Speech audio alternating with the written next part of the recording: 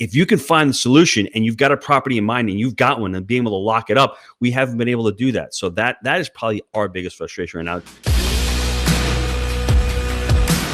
Gino, what's the biggest frustration that you've seen when it comes to capital gains tax deferral options? And that could be pretty broad. That could be 1031 related.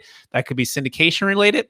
That could be, not being able to sell cryptocurrency and then defer the tax and move it into real estate. Like, what's the biggest frustration that you've seen when it comes to capital gains tax deferral?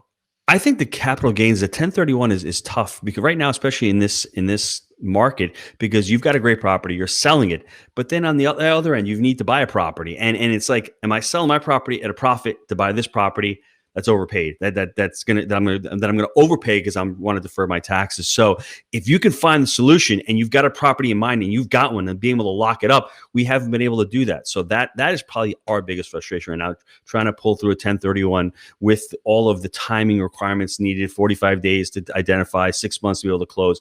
That is probably one of our biggest frustrations right now in the market. Yeah, thanks for sharing. We call that the shotgun wedding, right? You get engaged for 45 days and you get married 180. And sometimes shotgun weddings don't turn out great. And then when you have low inventory, low cap rates, right? And you have very low financing that's just pushing up real estate values, right? You want to be careful not to overpay. And that's why we offer the Deferred Sales Trust. We actually just saved a failed 1031 exchange out of Georgia. The guy, $7.6 million deal, 126 units.